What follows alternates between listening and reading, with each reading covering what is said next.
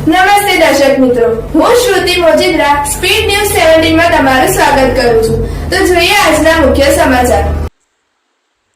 કાંકરેજમાં યોજાયો નારી શક્તિ વંદન કાર્યક્રમ.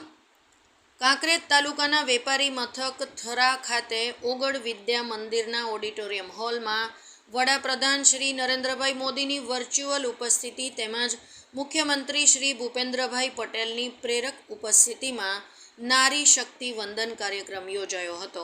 આજના નારી શક્તિ વંદન કાર્યક્રમમાં તાલુકાની 1700 જેટલી સખી મંડળો પૈકી સ્વયં સહાય જૂથ અંતર્ગત 9 લાખ, 7 લાખ તેમજ 5 લાખ સુધીના ચેક પણ આપવામાં આવ્યા હતા.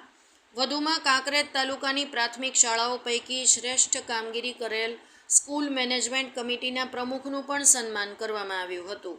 ત્યારે ઓગળ વિદ્યા મંદિરના વિશાળ હોલમાં મોટા સ્ક્રીન પરદે દેશના યશસ્વી વડાપ્રધાન શ્રી નરેન્દ્રભાઈ મોદીનું નારી શક્તિ વંદન અંતર્ગત વક્તવ્ય નિહાળ્યું હતું.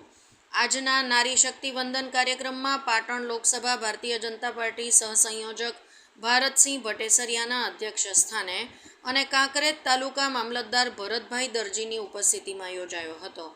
આજે યોજાયેલા કાર્યક્રમમાં તાલુકા મામલતદાર, ટીડીઓ, આરોગ્ય ખાતાના અધિકારીઓ તેમજ તાલુકા પંચાયત શિહોરી સ્ટાફગણ પદાધિકારીઓ, તાલુકાના અધિકારીઓ તેમજ નાગરિકો અને તાલુકા સ્વયં સહાય જૂથની બહેનો મોટી સંખ્યામાં ઉપસ્થિત રહી હતી. શક્તિસિંહ વાઘેલા, બનાસકાંઠા, કાંકરેજ. ઇન્દ્રસિંહ વાઘેલા, ઉત્તર ગુજરાત.